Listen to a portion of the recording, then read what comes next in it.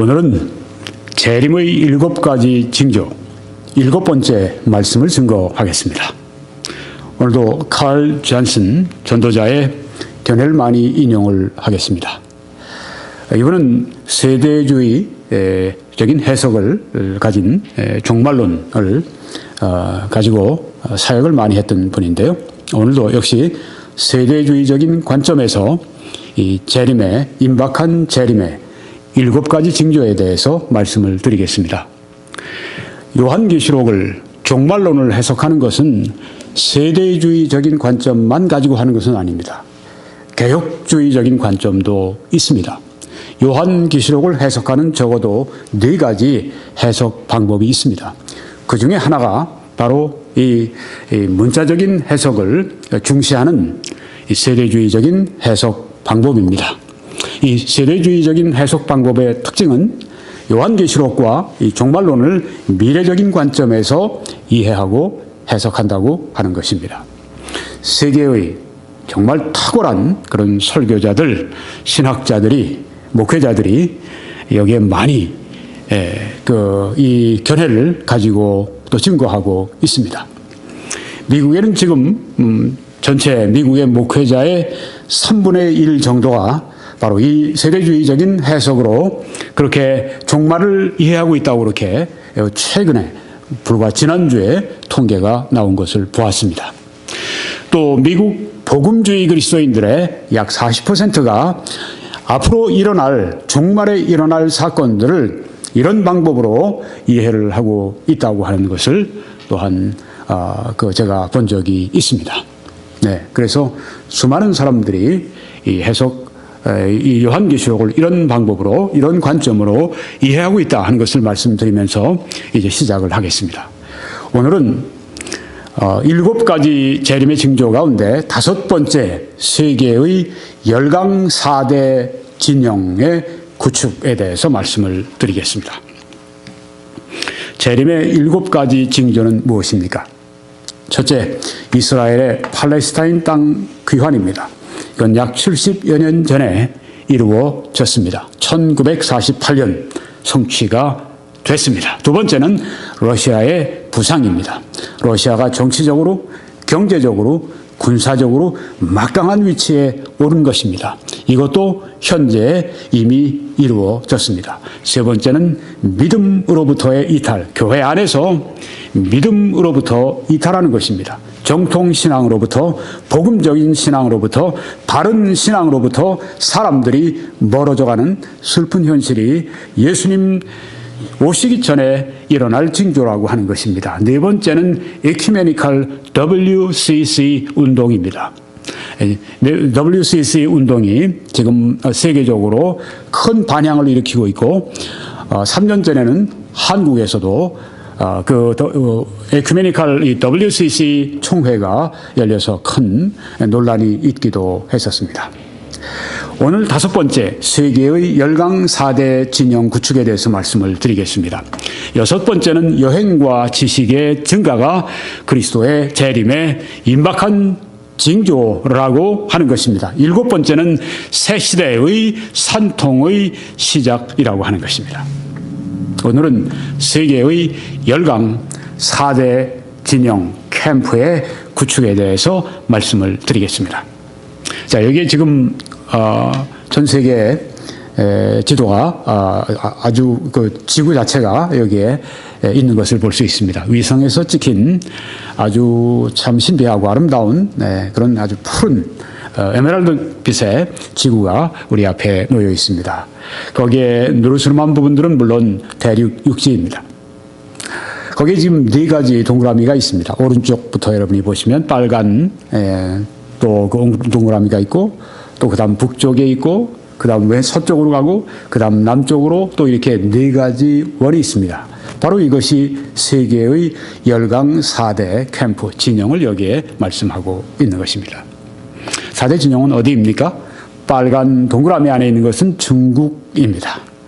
중국 캠프, 중국 진영입니다. 중국이 중심이 돼서 그 주변 국가와 함께 이루어지는 그 중국 중심으로 한 캠프가 있고요. 그 다음 또 녹색, 러시아입니다.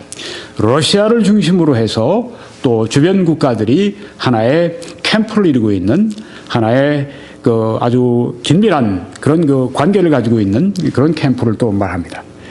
그리고 왼쪽으로 가시면 노란 이 동그라미가 있습니다. 유럽 캠프입니다. 지금의 유로피안 유니언, 유럽 연합, 유럽 국가들이 지금 28개 국가들이 옛날에 그 서구, 동구 함께 모여서 지금 그렇게 유럽 중심의 그런 그 열강 한 진영을 이루고 있습니다. 그리고 밑으로 내려오시면 이제 사우디아라비아, 이집트, 뭐 시리아, 뭐 이런 그 요르단, 그리고 나가서 이라크 이런 그 아랍 진영이 또 한 진영이 되는 것입니다.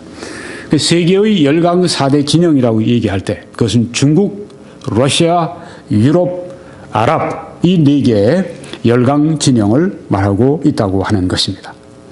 이 러시아 캠프, 러시아 진영에 대해서는 이미 2번 걸쳐서 제가 말씀을 드렸습니다. 에스겔서 38장과 39장에 그 예언의 말씀이 나와 있습니다. 그래서 이제 그것은 오늘 제가 말씀드리지 않겠습니다. 만약에 오늘 여기 처음 보시는 분이 있으면은 이전에 제가 러시아의 부상 1, 2에 대해서 설교했는데 그걸 꼭 들어보시기를 바랍니다. 또 다시 들어보셔도 좋습니다. 여기 지금 이 아랍 진영에 대해서 좀 말씀을 드리겠습니다. 아랍 진영. 아랍이 옛날에는 정말 별 볼 일 없는 그런 땅이었고 국가였고 나라들이었습니다. 사막의 황무한 땅, 거기에 이 유목민들이 그냥 텐트 치고 그렇게 살아가는 곳, 그런 곳이 아랍 세계였었습니다. 그런데 지금은 어떻습니까? 아랍 무시할 수 없죠. 아랍의 이 힘이 대단합니다. 요새는 조금 좀 덜해졌지만 석유를 자산으로 해서 세계의 정치 경제를 막 주무르는 때가 있었습니다. 70년대 그런 때 정말 악몽을 꿀 만한 그 경제인들이나 정치인들이나 뭐 보통 사람들도 그렇지만은 악몽을 꿀 만한 그런 그 아랍의 거센 그런 그 사막의 석유, 사막의 아주 폭풍이 있었습니다. 아랍이 이제 그 기름, 원유, 이 땅에 묻혀 있는 무궁무진한 그 원유, 아무리 많다고 해도 떨어질 때가 오겠죠. 그러고 나면 이제 아랍도 힘이 없어지지 않겠는가? 천만에요.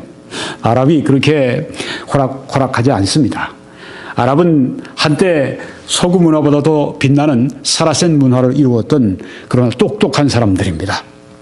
아랍 사람들이 이제 석유로 벌어들인 돈 가지고 흥청망청 쓴 게 아닙니다. 우리가 뭐 거기에 이 석유 왕국의 왕자들 보면 저 사람들 사람 구실하겠나? 그렇게 사람들이 오해를 하는데 그렇지 않습니다. 최고의 교육을 받게 합니다. 그래서 그들이 최고의 정치가 경제에 대한 안목을 갖게 만듭니다. 지금 유럽이나 미국이나 이런데 아주 주요한 자산들, 거기에 부동산들, 거기에 건물들, 땅들, 또 거기에 그 회사들에 투자하고 등등 이런 것들로 지금 매우 이 자산들을 많이 해외에 이렇게 사들여 놓고 있습니다. 이번에 사우디아라비아에서 이 보안 요원인데, 그러니까 정보부 직원 같은 사람이죠. 미국에서 이제 그 사람에게 이 테러에 대한 책임을 묻게 되었습니다. 근데 이 사우디아라비아에서 어떻게 한지 아십니까? 오바마 대통령이 사우디아라비아를 방문을 하러 오기 전날 이런 얘기를 했습니다. 만약에 우리 사우디아라비아의 이 보안 요원을 미국에서 재판하거나 그렇게 한다고 할 것 같으면 우리는 미국에 있는 우리의 이 모든 자산 7,500억 불 모든 걸 팔아버리겠다. 협박을 해버린 겁니다. 아무리 미국이지만 7,500억 불이나 되는 그런 그 자산을 팔아치운다고 할 것 같으면 미국이 휘청하죠. 경제가 지금 아직도 온전치가 못한데 얼음장을 놓는 걸 봤습니다. 그러면서 국회가 법을 통과시키지 않으면 그렇게 하겠다고 막 그렇게 협박을 하는 걸 보았습니다. 오바마 대통령이 사우디아라비아를 방문하기 전날 그런 말을 하는 걸 보았습니다. 아랍이 얼마나 입김이 강한지 하는 걸 우리가 알 수가 있죠.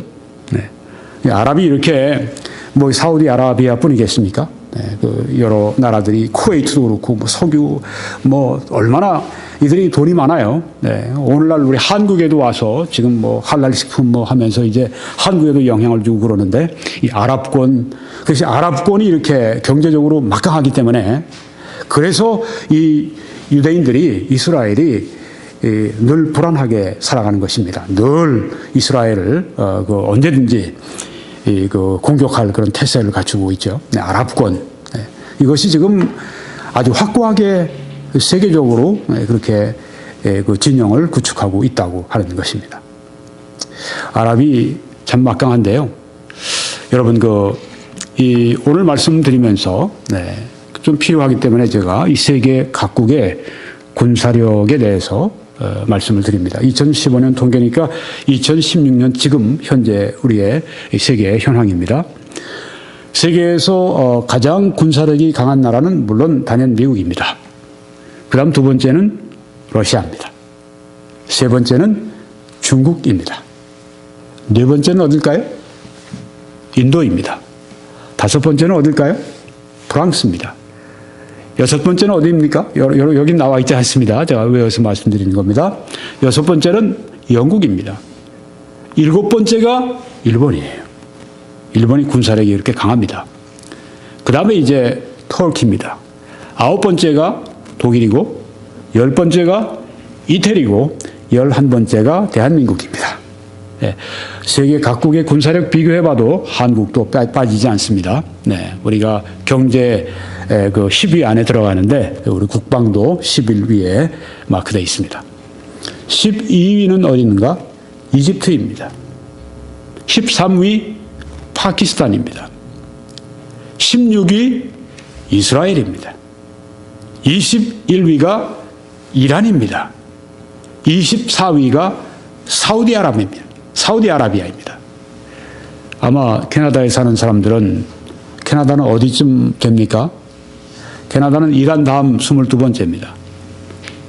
그러면 북한은 군사력이 어느 정도 됩니까? 북한은 사우디아라비아 다음에 25번째가 북한입니다. 자, 여기서 여러분들이 지금 고동색으로 칠해져 있는 배경이 있는 보시면 이집트, 파키스탄, 이란, 사우디아라비아 이 나라들이 다 무슨 특징이 있습니까? 모슬렘입니다. 모슬렘 국가입니다. 이집트와 사우디아라비아는 아랍 국가입니다.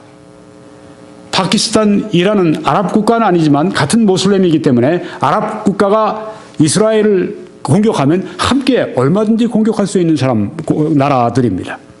이란은 뭐 지금 이스라엘에 대한 그 공격을 제일 아주 하려고 그렇게 위협을 주는 그런 나라이죠. 네.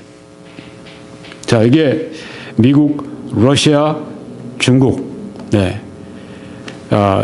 여러분이 군사력을 보시는데 우리가 조금 전에 봤던 그 세계의 4대 진영 가운데 미국이 빠져 있습니다. 그렇죠?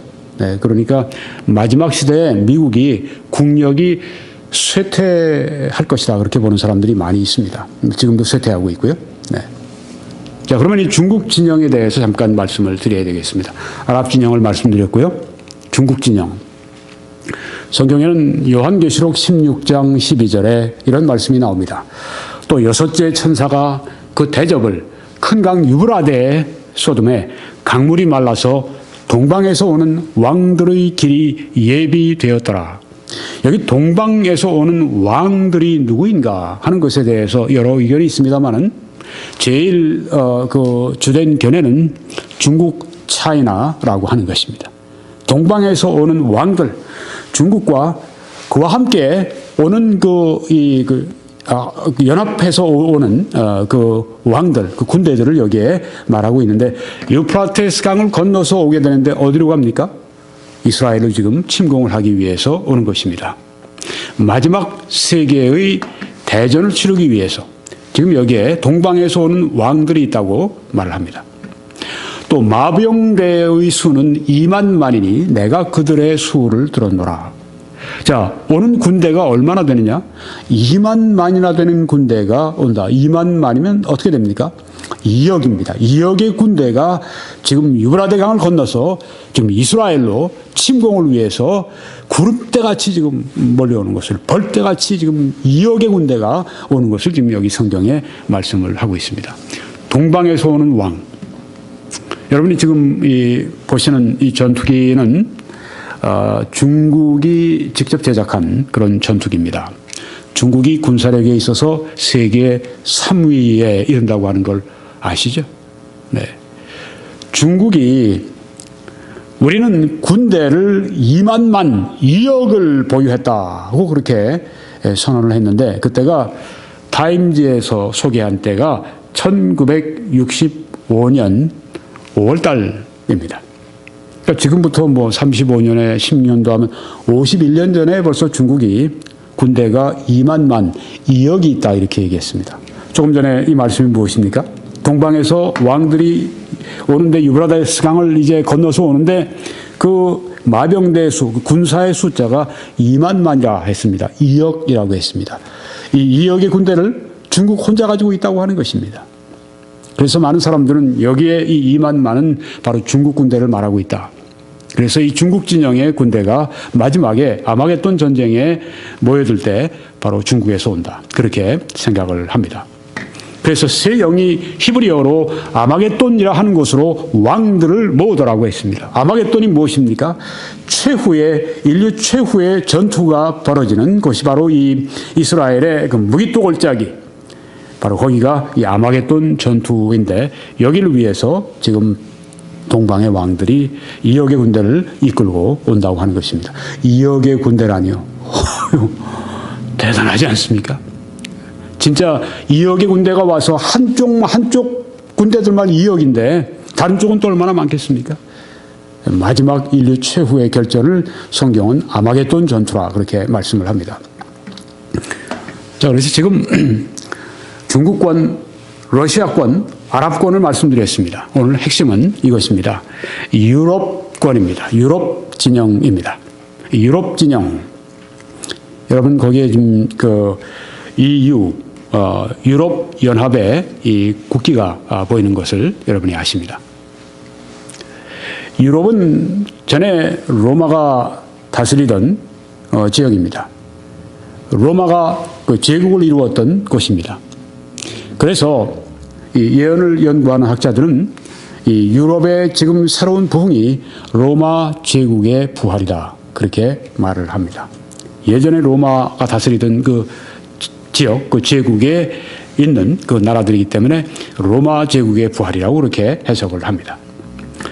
자, 이 유럽 연합으로 많은 사람들이 이제 바로 이 유럽 연합에서 적그리스도가 나오고 유럽 연합에서 이제 그 여러 가지 일들이 일어날 것인데, 성경은 그러면 이 그 열불 또 적그리스도가 나오는 이 진영의 이 나라에 관해서 어디에서 말씀합니까? 다니엘서 2장에 있습니다. 다니엘서 7장에도 있습니다. 요한계시록 13장에도 있습니다. 17장에도 있습니다. 네, 제가 절수는 지금 생략을 하고 말씀을 드렸습니다. 네, 여러분이 지금 보시고 있습니다. 이렇게 여러 군데 말씀을 하고 있습니다. 자, 그러면 조금 더 이제 구체적으로 들어가서 다니엘서 2장 37절에서 45절에 보게 되면, 여러분 오른쪽에 보시는 것처럼 큰 신상에 대한 말씀, 비유가 거기에 나옵니다. 또 다니엘서 7장 2절로 8절에 보게 되면 거기에는 왼쪽에 보시는 것처럼 네 짐승, 사자, 그리고 곰, 표범, 그리고 일곱 머리 열불 짐승, 이 네 짐승에 관해서 말씀이 나오고 비유가 나옵니다. 이것을 우리가 합해서 이렇게 보게 되면은 다니엘서 2장 또 다니엘서 7장에 있는 말씀을 이렇게 비교해서 보면, 다니엘서 7장에는 큰 신상에 대한 비유고 또 이 다니엘서 7장에는 네 가지 짐승에 관한 비유입니다. 그럼 이것은 무엇을 말합니까?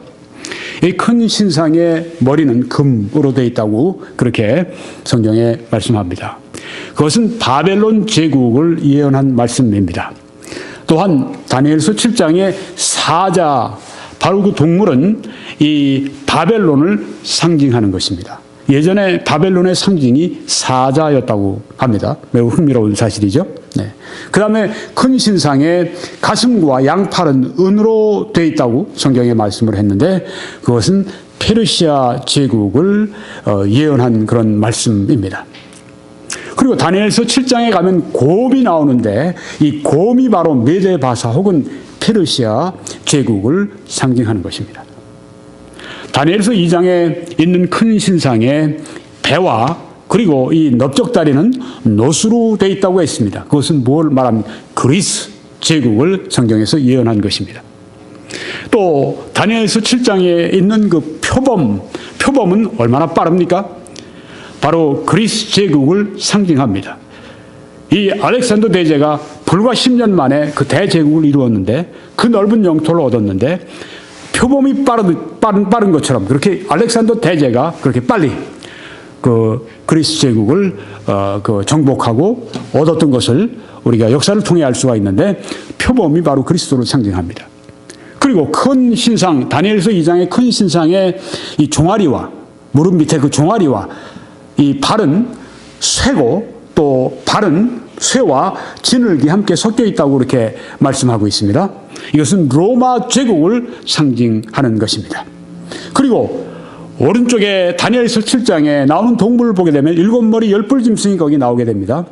로마 제국을 상징하는데 여기 이 로마 제국은 지난 오래전에 있었던 그 역사상의 그 로마 제국뿐 아니라 앞으로 오게 될 적그리스도의 나라 우리가 달리 얘기하면 부활된 로마 제국이 또한 여기에서 상징적으로 함께 말씀되고 있다고 보는 것입니다. 로마 제국은 이미 끝났습니다. 그런데 지금 이 시대에 다시 그 로마 제국의 부흥과 부활이 있는데 유럽연합이 바로 그것이라고 생각을 하고 있다고 하는 것입니다. 그러니까 다니엘서 2장과 다니엘서 7장의 말씀은 서로 같은 세계의 역사 혹은 세계의 제국에 대해서 말씀하고 있고 마지막으로 로마 제국 그리고 앞으로 올 부활된 로마 제국을 말씀하고 있다. 그렇게 여러분들이 이해하실 수가 있겠죠. 네, 다니엘서 2장과 다니엘서 7장 큰 신상과 이 네 짐승의 비유는 바로 바벨론, 페르시아, 메데바사 제국, 그리스 제국, 로마 제국 그리고 로마 제국은 과거의 그 제국뿐 아니라 앞으로 오게 될 그런 미래의 그 부활된 로마 제국 많은 그 성경학자들은 많은 예언 연구가들은 바로 그것이 지금 유로피언 유니언 유럽 연합이라고 그렇게 많이 보고 있습니다.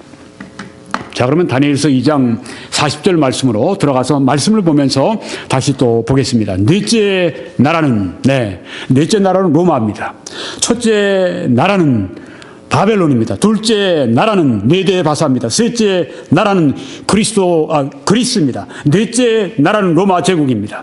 로마 제국은 과거에 있었던 로마 제국뿐 아니라 또한 상징적으로 앞으로 오게 될 부활된 로마 제국 을 또한 여기에서 여러분이 생각하시면서 이 말씀을 보셔야 합니다. 넷째 나라는 강하기가 쇠 같으리니 아까 그 금신상의 종아리 밑에가 쇠였습니다. 위에 있는 금 또 은 그리고 놋보다 더 강한 것이 쇠입니다. 이 쇠는 모든 물건을 부서뜨리고 그렇죠. 무슨 물건인지 쇠로 다 부숴버립니다. 이기는 것이라 로마 제국이 그렇지 않았습니까? 철의 제국이었고 로마 제국은 그 당시에 모든 그 주위에 있는 나라들을 정복을 했던 이기는 그런 나라였었습니다. 이기는 것이라 쇠가 모든 것을 부수는 것 같이 그 나라가 즉 로마 제국이 나라를 부서뜨리고 찌울 것이며 쇠로 부서뜨리고 쇠로 찢고 로마 제국이 그랬던 것처럼 앞으로 오게 될 부활된 로마 제국은 과거의 로마 제국보다 더 강력한 그런 힘과 잔인함이 나타난다고 하는 것을 우리가 성경을 통해 보게 됩니다. 왕께서 그 발과 발가락이 얼마는 토기장이의 진흙이요 얼마는 쇠인 것을 보셨은즉 과거 로마 제국은 어떠했습니까? 로마 제국은 강했습니다. 정치 또한 경제 군사적으로 막강한 그런 지중해 제국을 이루어 놨습니다. 막강했습니다. 많은 로마 제국에 있던 많은 부족과 많은 그런 그 민족과 인종들을 하나가 되도록 하지는 못했습니다. 그들이 다 로마의 그 철의 힘 밑에, 쇠의 힘 밑에 저들이 복종하고 있었지만 그들은 다 자기들 나름대로 자기들 고유의 문화를 가지고 있고 언제든지 로마 제국이 약화되면 그들이 해방되기를 원했던 그래서 진흙과 같은 쇠이면서 진흙이 바로 로마 제국이었습니다. 자, 이게 지금 그 말씀입니다. 그 나라가 나누일 것이며 왕께서 쇠와 진흙이 섞인 것을 보셨은즉 그 나라가 쇠 같은 든든함이 있을 것이나 그 발가락이 얼마는 쇠요 얼마는 진흙인즉 그 나라가 얼마는 든든하고 얼마는 부서질 만한 것이며 나중에 로마가 결국은 부서지게 되죠. 북쪽에서 오는 그 게르만 민족들에 의해서 이 그 로마가 정복당하고 로마가 사라지고 그런 것을 우리가 보게 됩니다. 로마 제국이 5세기경에 완전히 역사에서 사라졌고 그런데 그 로마 제국에 있었던 그런 나라들이 지금 다시 하나로 연합하는 그래서 하나의 제국과 같은 그런 유럽 연합을 이루는 그래서 우리는 로마 제국의 부활을 본다고 그렇게 많은 사람들이 생각을 하는 것입니다. 왕께서 쇠와 진흙이 지금 느부갓네살 왕을 말하면서 지금 말하는 것입니다. 다니엘이 그의 꾼 꿈을 큰 신상의 꿈을 다니엘이 느부갓네살 왕이 꾸었는데 해몽을 해달라고 했을 때 이 성령께서 주신 해몽하는 지혜 그 계시를 가지고 지금 여기에 그 꿈이 장래에 하나님이 이 역사를 어떻게 이끌어 가시고 주관하시는지에 대해서 왕에게 지금 보여주셨다고 말씀하면서 지금 여기에 넷째 나라 철의 나라, 철의 제국, 로마 제국에 대해서 지금 얘기하고 있는 것입니다. 왕께서 쇠와 진흙이 섞인 것을 보셨은즉 그들이 다른 민족과 서로 섞일 것이나 그들이 피차에 합하지 아니함이 쇠와 진흙이 합하지 않음과 같으리이다. 예전에 로마 제국도 그러했습니다. 지금 유로피안 유니온도 그렇습니다. 얼마 전에 그렉시트라고 해서 이 그리스 사람들이 아주 굉장히 사회주의적인 그런데 너무 아주 그냥 이렇게 안주해 버리는 바람에 특별히 공무원들이 철밥통이 돼가지고 그 연금 그냥 빨아먹고 나라의 재정에서 다 빨아들이고 일은 하지 않고 그냥 나라에서 주는 것으로 그냥 살아버리려고 하고 그러다가 거의 완전히 이 나라가 거덜나는 그런 형편이 바로 2년 전인가 있었지 않습니까? 그때 그리스에서 유럽 연합에 가입해 있었는데 우리에게 너무 이렇게 긴축을 요구하면 우린 그만둔다. 그래서 그때 한참 아주 서로 옥신각신했었죠. 우리 유럽 연합이 나가려면 나가라. 그리스가 모두 나간다. 이러면서 이제 하다가 결국은 그 안에 잔류하고 말았는데요. 네, 이렇습니다. 지금도 영국도 그렇죠. 시리아 난민들을 이제 유럽 연합이 딱 이제 같이 공동으로 정책을 짜니까 이 나라는 몇 명, 이 나라는 몇 명, 이 나라는 몇 명 시리아 난민들을 다 데려가라.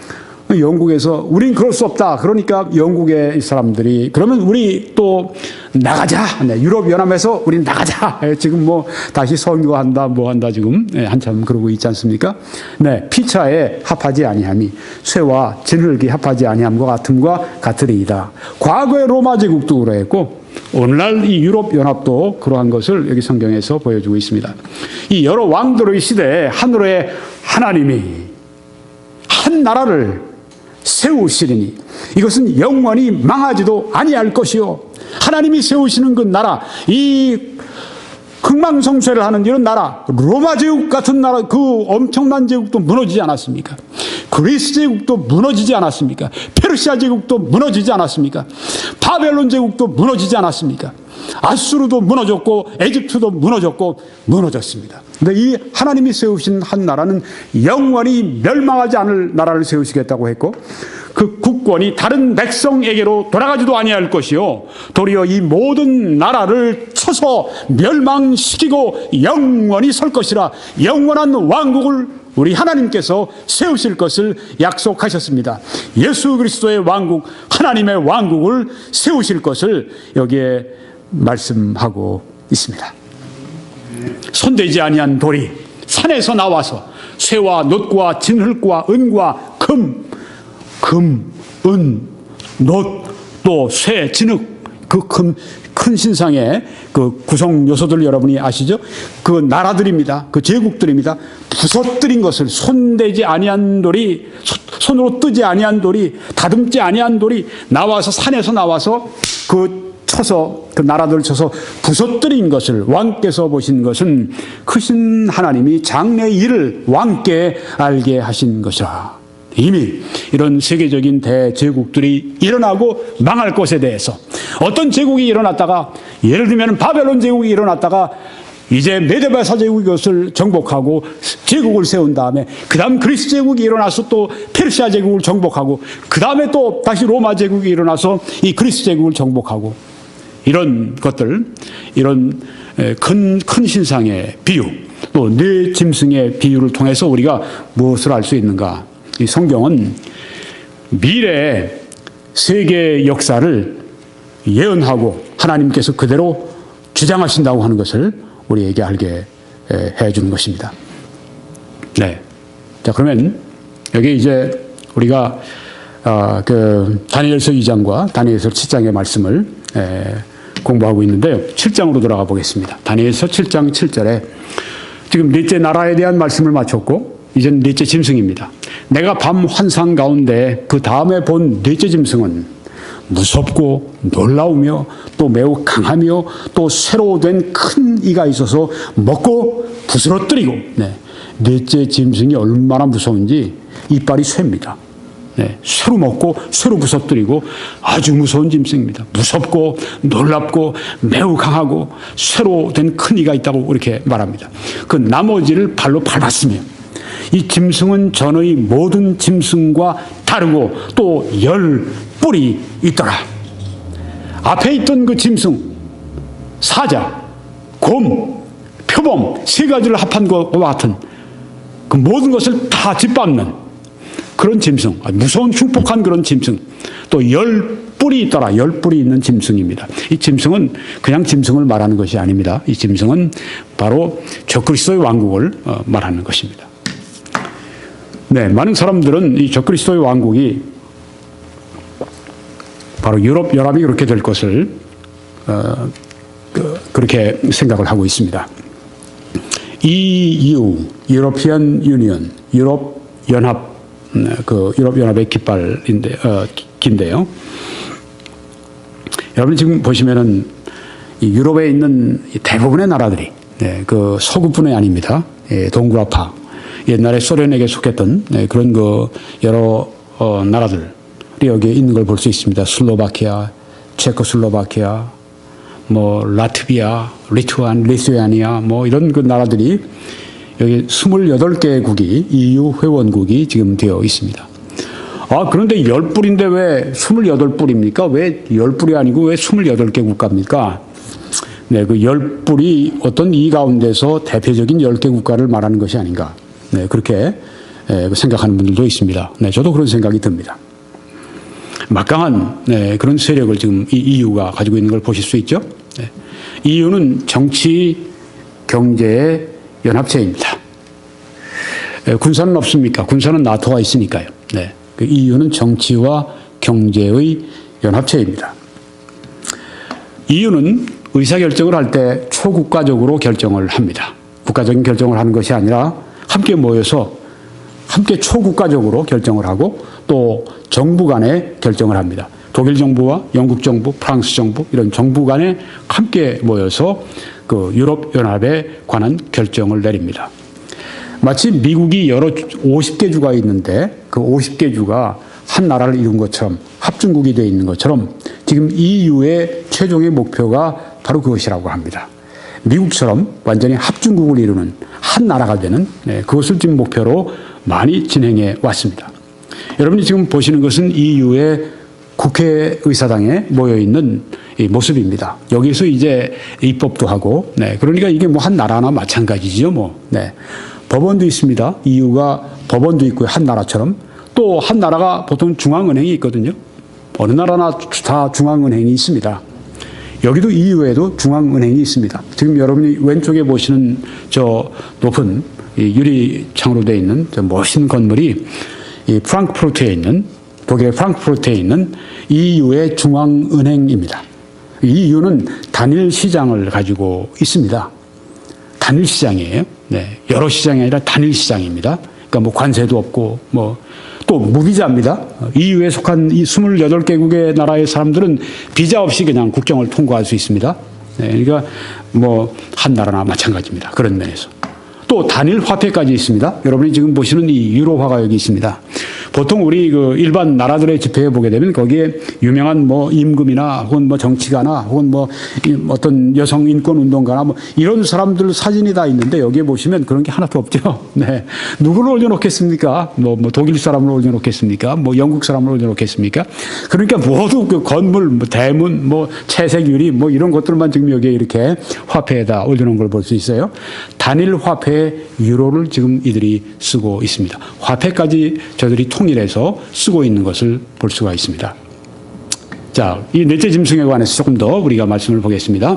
다니엘서 7장 19절에 보면 또 자세하게 나와 있습니다. 이에 내가 넷째 짐승에 관하여 확실히 알고자 하였으니 곧 그것은 모든 짐승과 달라서 심히 무섭더라. 그 다른 어떤 제국보다 더 무서운 제국입니다. 이 적그리스도의 제국은 아주 무서운 힘과 능력과 잔혹함을 가지고 있는, 이빨이 쇠니까 얼마나 잘 씹고 얼마나 잔혹하겠어요? 심히 무섭더라. 다니엘이 지금으로부터 약 2700년 전에 하나님으로부터 계시를 받아서 넷째 짐승에 대해서 보는데, 먼저는 로마 제국이요. 그 다음 앞으로 부활된 로마 제국인데 너무 무서운 짐승입니다. 심히 무서웠다고 했습니다. 아마 그냥 머리가 쭉 섰을 거예요. 아주 무서웠을 겁니다. 어떤 사람의 이야기를 본 적이 있어, 제가 읽어본 적이 있습니다. 남자인데요, 숲에 있는데 갑자기 그냥 이 온 몸에 그냥 하여튼 모든 게 그냥 이 머리털도 그렇고 확 다 일어나더랍니다. 그 옆을 보니까 바로 뒤에 곰이 나타난 거예요. 곰이 이 사람을 굉장히 많이 해쳤어요. 목숨을 잃지는 않았는데 그 얘기를 한 걸 보았습니다.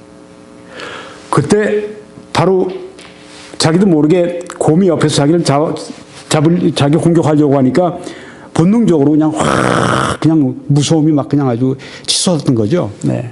얼마나 무서웠을까? 바로 그런 것입니다. 여기 지금 심히 무섭다고 했습니다. 이빨이 쇠였으니까 쇠이빨에 그 발톱은 못이었고 먹고 부스러뜨리고 그리고 나머지는 발로 밟았고 완전히 아주 진짜 엉망진창으로 만들어 놓은 걸 볼 수 있죠. 먹고 부서뜨리고 나머지는 발로 밟고 이건 뭐 완전히 조직 폭력배 모양으로 지금 여기 하는 걸 볼 수가 있습니다. 또 그것의 머리에는 10뿔이 있고 그 외에 또 다른 뿔이 나오매. 자, 10뿔이 있는 이 짐승인데 거기서 또 뿔이 하나가 지금 나오는데 이 다른 뿔이 나오매 이 10뿔 가운데 3뿔이 그 앞에서 빠졌다고 했습니다. 한 뿔이 10뿔 가운데 다른 뿔이 하나 나오는데 다른 뿔이 나오니까 그 10뿔 가운데 3뿔이 그만 빠졌다고 했습니다. 이 한 뿔이 다른 3뿔을 점령해버린 것입니다. 정복을 해버린 것입니다. 그 뿔에는 나오는 이 작은 뿔, 3뿔을 이제 빠지게 한 이 작은 뿔은 눈도 있고 큰 말을 하는 입도 있고 그 모양이 그의 동류보다 커 보이더라. 눈이 있다, 입이 있다. 사람을 여기 말하고 있는 것입니다. 적그리스도를 여기 지금 말하고 있는 것입니다. 자, 이 적그리스도 혹은 이 짐승, 7머리 10뿔 짐승은 우리가 두 가지로 그렇게 본다고 말씀을 드렸죠. 하나는 이 적그리스도의 왕국, 또 그 왕국을 또한 대표하는 적그리스도, 둘로 다 이 7머리 10뿔 짐승을 우리가 그렇게 이해한다고 말씀을 드렸습니다. 자, 여기에 7머리 10뿔 짐승, 여기 지금 10뿔이 있는데 다른 뿔이 그 속에서 나오면서 그 10뿔 가운데 3뿔이 빠져버리고, 그런데 그 나오는 그 뿔에는 눈도 있고 큰 말을 하는 입도 있고, 그러니까 말을 굉장히 잘하는 거예요. 적그리스도가 말을 아주 너무너무 잘하는 거예요. 웅변을 하는 거예요. 사람들을 얼마나 잘 설득하는지 모릅니다. 굉장한 그런 이 의사소통의 능력이 있는 그런 존재입니다. 그 모양이 그의 동료보다 커 보이더라.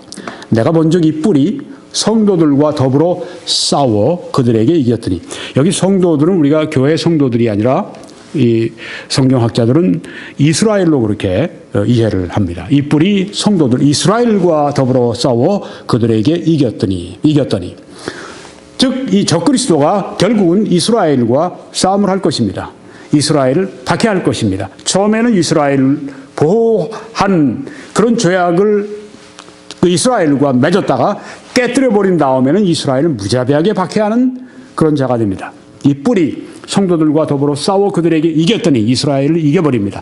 옛적부터 항상 계신 이가 하나님이 와서 지극히 높으신 이의 성도들을 위하여 즉 그 이스라엘을 위하여 원한을 풀어주셨고 이스라엘을 박해하고 죽이는 이 적그리스도를 처단하신다는 말씀입니다. 때가 이름에 성도들이 유대인들이 이스라엘이 나라를 얻었더라. 그 나라는 천년 왕국에서의 통치를 저들이 말하는 것입니다. 모신 자가 이처럼 이르되 넷째 짐승은 곧 땅의 넷째 나라인데 여기 나오죠. 네, 아까 우리 넷째 나라를 보았습니다. 이 철의 제국 로마 제국 또 앞으로 오게 될 부활된 로마 제국 넷째 나라를 보았습니다. 종아리가 그 밑에가 이 쇠고 그다음에 다른 또 쇠와 진흙이 섞여 있는 그 넷째 나라를 봤습니다. 그 넷째 나라와 넷째 짐승이 같다고 하는 것입니다. 네, 여기 나오죠. 네. 그래서 다니엘서 2장에 그 큰 신상 나라에 대한 비유와 또 다니엘서 7장에 나오는 네 짐승 그 나라에 대한 비유가 같다고 하는 것입니다. 넷째 짐승은 넷째 나라인데 이런 다른 나라들과는 달라서 온 천하를 삼키고 밟아 부서뜨릴 것이며 네, 아주 강력한 그런 정복의 힘을 가지고 있는 나라가 바로 적그리스도의 나라다 하는 것을 여기에 말씀합니다. 그 열뿔은 즉 이 적그리스도의 왕국의 대표적인 이 열 정치 지도자, 그 열뿔은 그 나라에서 일어날 열왕이요. 여기 나오죠. 열뿔은 열왕이요. 지도자요. 정치 지도자요. 그 후에 또 하나가 일어나리니 누굽니까? 아까 작은 뿔이 나온다고 했는데 하나가 일어난다고 했는데 적그리스도가 나오는 겁니다. 그는 먼저 있던 자들과 다르고 아까 모양이 크다고 했습니다. 또 새 왕을 복종시킬 것이며 그 앞에서 다른 뿔이 나올 때 새 뿔이 뽑힌다고 했습니다. 복종시켰다고 하는 그런 말씀입니다. 그가 장차 지극히 높으신 이를 하나님을 말로 대적하며 이 적그리스도가 신성 모독하는 걸 여기 볼 수 있죠. 네, 이 자가 악한 자라고 하는 걸 여기서 말해주고 있습니다. 또 지극히 높으신 이의 성도를 괴롭게 할 것이며 여기 성도는 이스라엘로 그렇게 이해를 합니다. 이스라엘을 박해하고 괴롭게 할 것이며 그가 또 때와 법을 고치고자 할 것이며 성도들은 이스라엘은 그의 손에 붙인 바 되어 한때 두때 반때를 지내리라. 1년 2년 그리고 반년 3년 반을 그렇게 이 적그리스도에 의해서 이스라엘이 무자비하게 핍박을 박해를 받을 것을 여기 성경에 말씀을 하고 있습니다. 그러나 심판이 시작이 되면 하나님이 적그리스도를 심판하시면 그는 권세를 빼앗기고 완전히 멸망할 것이요 적그리스도는 결국 최후가 멸망할 최후라고 하는 것을 여기 성경에 말씀하고 있습니다. 나라와 권세와 온 천하 나라들의 위세가 지극히 높으신 이에 거룩한 백성에게 붙인 바 되리니 이스라엘에게 붙인 바 되리니 그의 나라는 영원한 나라이라 모든 권세 있는 자들이 다 그를 섬기며 복종하리라. 네, 아주 강력한 그런 통치를 천년 왕국에서 그리스도가 하실 것을 여기에 지금 예언하고 있습니다. 여러분이 보시는 이 EU의 그 로고인데요. EU는 유럽연합은 1951년에 태동이 됐습니다.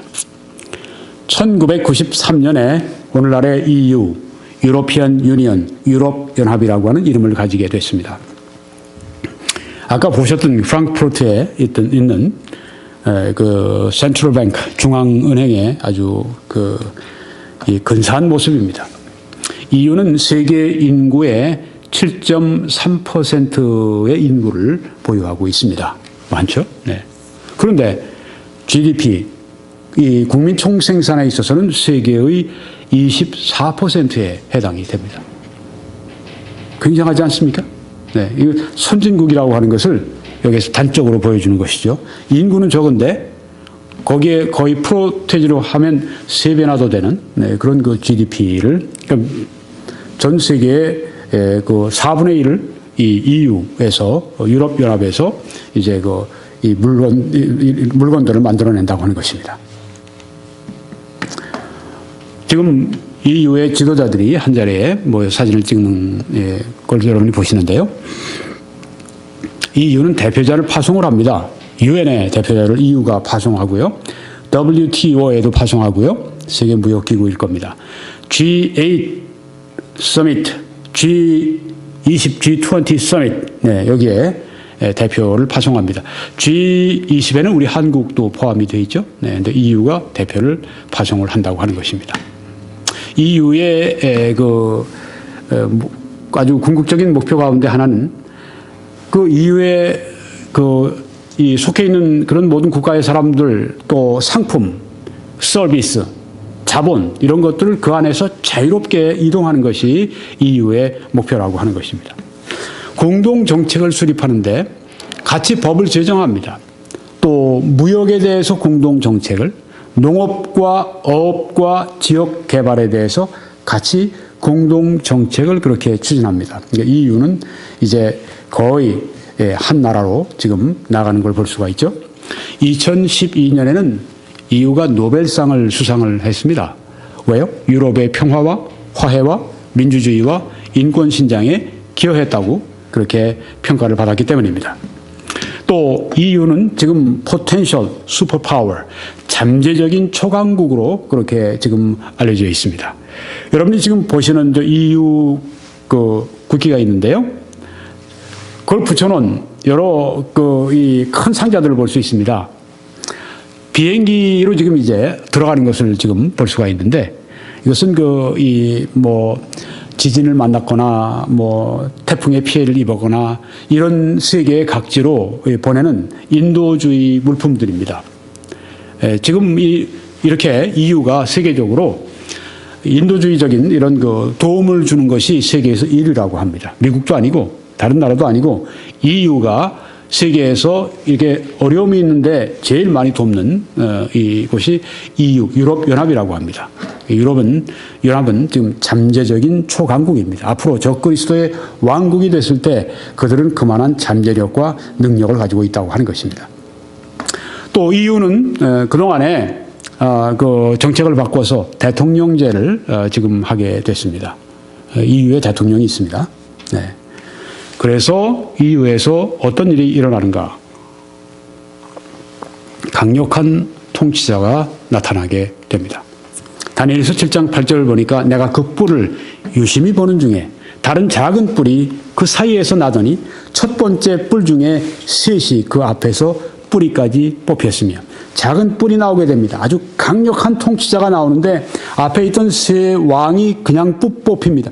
그에게 복종하는 것을 보게 됩니다. 강력한 통치자가 나오게 된다고 하는 것입니다. 적그리스도입니다.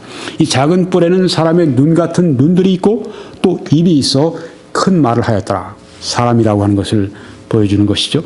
강력한 통치자가 바로 거기에서 나오게 된다고 하는 것입니다. 그리고 10나라가 이 통치자에게 복종하게 됩니다. 요한계시록 17장 12절에 보면 네가 보던 10뿔은 10왕인이 아직 나라를 얻지 못하였으나 다만 짐승과 더불어, 여기 적그리스도와 더불어 그 나타난 그 지도자와 그 작은 뿔, 그 나온 그 뿔, 그 지도자와 더불어 임금처럼 한동안 권세를 받으리라. 그들이 한 뜻을 가지고 10뿔이 한 뜻을 가지고 자기의 능력과 권세를 짐승에게 주더라. 적그리스도에게 자기들의 모든 권세를 위임하는 것을 볼 수 있습니다. 적그리스도는 그래서 강력한 통치자, 강력한 독재자, EU뿐 아니고 세계에 영향을 미치는 강력한 독재자가 될 것을 그렇게 여기 성경에서 우리가 이해할 수가 있습니다. 그리고 그는 유대인들을 박해하게 될 것입니다. 다니엘 7장 25절에 그가 장차 지극히 높으신 이를 말로 대적하며 또 지극히 높으신 이의 성도를 이스라엘을 괴롭게 할 것이며 그가 또 때와 법을 고치고자 할 것이며 유대인들은 그의 손에 붙인 바 되어 한때, 두때, 반때, 3년 반을 지내리라. 이렇게 말씀했습니다.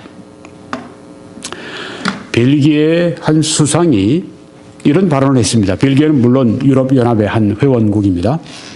국제위원회들의 방법은 실패했다는 것이 진실이다. 네. 그러니까 유럽연합에서도 불평이 많지 않겠습니까? 위원회 한다고 그러는데 제대로 되는 일은 없어? 이런 불평들, 그 불평입니다. 우리가 필요한 것은 한 사람, 즉 가장 탁월한 경험과 권위와 힘을 가진 사람이다. 사람이 필요하다. 위원회들이 필요한 게 아니라 사람이 필요하다 이렇게 말했습니다. 아주 뛰어난 사람이 필요하다. 그를 오게 하라. Let him come. 그를 어서 오게 하라. Let him come quickly. 어서 오게 하라. 사람이 필요하다는 것입니다. 모든 붉은 테이프를 자르고 안 된다 하는 거 다 잘라버리고 모든 위원회들을 밀어제치고 나아가 모든 사람들을 일깨우고 모든 정부들을 일하도록 활기를 불어넣는 그런 사람, 그가 시민이어도 좋고 군인이어도 좋다. 국적이 어떻든 상관이 없다. 그를 오게 하라. 그리고 그를 속히 오게 하라. 이게 벨기에 수상이 한 말입니다. 누굽니까? 앞으로 나오게 될 적그리스도를 말하고 있다고 볼 수 있습니다. 적그리스도에 대해서 말씀드리고 마치겠습니다. 데살로니가 후서 2장 4절에 그는 대적하는 자라. 신이라고 불리는 모든 것과 숭배함을 받는 것에 대항하여 그 위에 자기를 높이고 신 중에 신으로 자기를 높이고 하나님의 성전에 앉아, 유대인들이 앞으로 지을 제3의 성전, 그리고 환난의 기에 지을 그 성전, 바로 그 예루살렘에 있는 그 성전에 이제는 자기가 앉아서 자기를 하나님이라고 내세우느니라. 나를 하나님으로 경배하라고 그렇게 그 적그리스도가 7년 대환란의 3년 반째, 그 3년 반이 됐을 때 그렇게 할 것을 여기 말씀하고 있습니다. 왜? 한때, 두때, 반때였으니까요. 너희는 지금 그로 하여금 그의 때 나타나게 하려 하여 막는 것이 있는 것을 아나니. 이 막는 것이 무엇입니까? 많은 사람들이 교회라고 생각을 합니다. 불법의 비밀이 이미 활동하였으나 지금은 그것을 막는 자가 있어. 교회 혹은 성령이라고 그렇게 보는데요. 그 중에서 옮겨질 때까지 하리라. 그러니까 교회가 휴거된 그때까지 이 막는 자가 있는 동안에 이 적그리스도가 출현하지 않을 것을 여기 말씀하는 것입니다. 그러니까 교회가 휴거되면 이 7년 대환란이 교회 시대가 마치고 7년 대환란이 시작될 때 이제 교회가 휴거되면 막는 자가 이제 사라지게 되면 성령께서 함께 이제 그 교회와 함께 이제 지상에서 들려 올리시게 되면 그때 이 적그리스도가 출현하게 된다고 하는 것입니다. 그리고 난 다음에 적그리스도의 활동이 있고 난 다음에 그때 불법한 자가 나타나리니, 여기 불법한 자는 적그리스도입니다. 결국은 주 예수께서 그 입의 기운으로 그를 죽이시고 강림하여 나타나심으로 패하시리라. 적그리스도를 그리스도께서 재림하시면서 심판하시고 멸망으로 이르게 하는 무정행으로 던져 넣으시는 그것을 여기 성경에서 말씀을 하고 있습니다. 이제 이런 모든 일들이 이루어지는 것을 볼 때 이처럼 이 세계 열강의 4대 진영 캠프가 이루어지는 것을 볼 때 중국권, 러시아권, 유럽권, 그리고 또 아랍권, 특별히 유럽권이 하나의 제국처럼, 로마 제국처럼 저들이 하나의 단위로서 이렇게 단결되고 저들이 저런 모습으로 저렇게 나아가는 모습을 볼 때 강한 그런 그 하나의 단위로, 하나의 그 나라로서 그 저들이 하나가 되는 것을 볼 때 우리는 예수님께서 가까이 임박하신 것을 우리가 생각할 수 있지 않겠습니까? 예수님의 재림을 준비해야 합니다. 예수님의 재림은 우리의 느낌으로 있는 것이 아니라 이처럼 성경에서 예언한 말씀들이 하나하나 이루어지는 것을 볼 때 이스라엘이 1900년 만에 다시 자기의 그 땅으로 살기 위해서 70년 전에 돌아왔습니다. 성경이 예언한 바대로 그대로 이루어졌습니다. 이것이 가장 중요한 예수님의 재림의 징후로 생각을 하죠. 그 다음에 또 무엇이 있습니까? 러시아가 부상을 하지 않습니까? 오늘날처럼 러시아가 막강하게 부상을 했습니다. 또 사람들이 믿음에서 떠났습니다. 교회에서 많은 사람들이 믿음에서 떠나가는 것을 우리가 보고 있습니다. 또한 이 에큐메니칼 운동, WC, 한교회 운동, 진리를 타협하고 한교회 운동을 하는 것이 얼마나 많이 지금 세계에 번져가 있습니까? 그리고 오늘 우리가 본 것처럼 세계의 4대 진영, 중국, 러시아, 유럽, 아랍, 특별히 유럽이 하나의 단일한 그런 나라로서 지금 28개 국가가 지금 하나의 그런 뭐 돈도 하나고, 저들이 정치도 지금 저들이 또 그 법원도 있고, 저들이 또 국회도 있고, 모든 것들이 점점 하나의 미합중국처럼 변해가는 그런 이 국제적인 이런 상황 가운데서 우리가 성경이 이루어지는 것을 보면서 예수님의 재림이 임박한 것을 우리가 생각할 수 있지 않겠습니까? 그렇다면 우리는 예수님의 재림을 준비해야 합니다. 제가 어렸을 때 부산에 그 열차를 타고 내려가던 기억이 납니다. 잘 지내다가 이제 부산이 가까워지면 사람들이 부섬부섬 일어나서 짐을 챙기기 시작합니다. 주섬주섬 일어나서 짐을 챙기고 구두끈도 메고, 왜? 내려야 되니까. 예수님의 재림은 인류의 종말의 시점입니다. 내릴 준비를 해야 합니다. 어떻게 준비할까요? 산에 올라가서 뭐 예수님의 재림 오기를 기다릴까요? 그건 아닙니다. 그러면 우리 모든 재산을 다 팔아가지고 거리에 나가서 예수 믿으라고 우리가 소리 지르면서 재림 예수님 오시니까 빨리 예수님 믿으라고 그래야 될까요? 그것도 물론 아닙니다. 물론 전도 열심히 해야 되겠죠. 모인 일에 힘써야 되겠죠. 세 가지로 말씀드릴 수 있습니다. 첫째, 우리는 거룩한 삶을 살려고 해야 합니다. 거룩한 삶은 하나님의 말씀을 순종하는 삶입니다. 하나님의 생각, 하나님의 뜻, 하나님의 가르침, 하나님의 소원, 이것이 다 거룩합니다. 그 뜻대로 우리가 살아갈 때 우린 재림을 대비하는 성도가 될 수 있습니다. 우리의 힘으로는 거룩한 삶을 살 수 없습니다. 그래서 하나님께서는 우리에게 성령을 믿을 때 주셨습니다. 그리고 성령의 열매로 말미암아서 하나님이 기뻐하시는 인격, 하나님이 기뻐하시는 행위, 하나님이 기뻐하시는 우리 삶의 열매를 맺을 수 있도록 하셨습니다. 그래서 성령 충만함 받으라고 했습니다. 성령의 충만함은 다른 것이 아니라 성령의 지배를 받는 것입니다. 술 취하지 말라. 이는 방탕한 것이니 오직 성령의 충만을 받으라고 술 취함과 성령의 충만을 함께 이렇게 같은 절에서 말씀하신 이유는 술에 취하면 술의 지배 가운데 떨어지게 됩니다. 그것은 방탕으로 하게 만듭니다.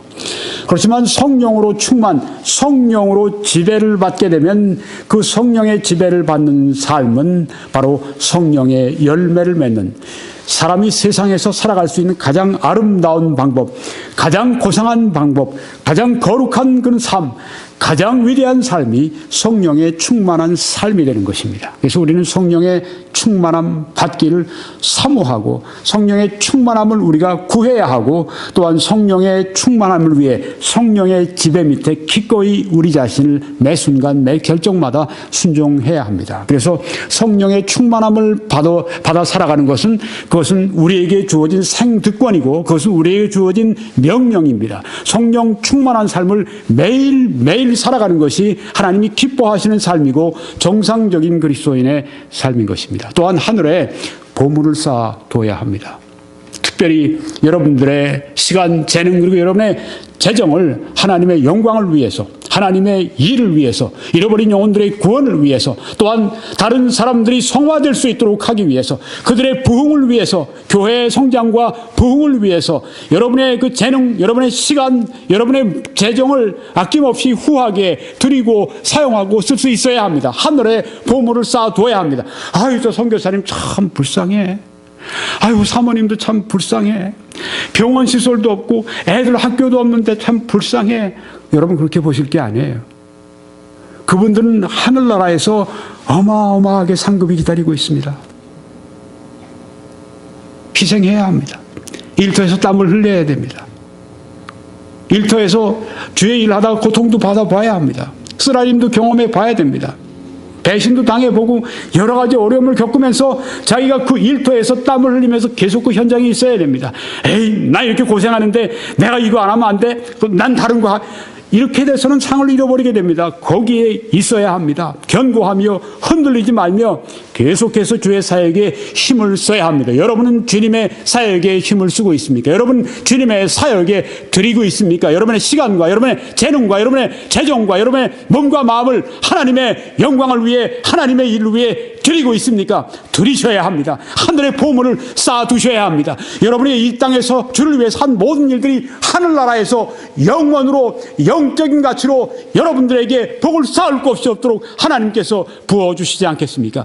하늘의 보물을 쌓아두는 매일매일의 삶이 되어야 됩니다. 매일매일 하나님의 나라를 위해서 땀을 흘리고 눈물을 흘리고 그렇게 해야 합니다. 충성된 사역을 하십시오. 이것이 바로 그리스도의 재림을 대비하는 삶인 것입니다. 이 말씀으로 마치겠습니다. 보라, 내가 도둑같이 오리니, 도둑은 언제 올지 모릅니다. 주님께서 언제 오실지 모른다는 말씀입니다. 우리가 모르는 시간에, 우리가 잠자는 시간에 주님이 오실 수 있다고 하는 것입니다. 도둑같이 오리니 누구든지 깨어 자기 옷을 지켜 벌거벗고 다니지 아니하며 자기의 부끄러움을 보이지 아니하는 자는 복이 있도다. 육신적으로 살지 아니하고 우리가 그리스도의 의의 옷을 입고 살아갈 때, 그때 주님이 오실 때 우리는 기쁨으로 맞이할 수 있을 것입니다. 결론을 짓고 마치겠습니다. 오늘 7번째 재림의 7가지 징조 말씀을 드렸습니다. 5번째 세계의 열강 4대 진영 구축에 대해서 말씀을 마치겠습니다. 이제 시청하신 여러분들은 www.21church.com으로 들어오셔서 다른 메시지를 시청해 보시기를 바랍니다. 오늘 메시지가 7이니까 앞에 있는 메시지들을 또 여러분들이 한 번 더 보시고 다른 분들에게 좀 소개해 주시기 바랍니다. 목사님들이 계시면 목사님도 좀 쉬시면서 여러분의 교회 성도들이 수요일이나 이런 때 함께 이 말씀을 시리즈로 들어보는 것도 큰 도움이 될 수 있다고 생각이 됩니다. 그렇게 여러분이 하실 때 하나님의 크신 축복이 여러분들과 함께 하시길 간절히 축원합니다.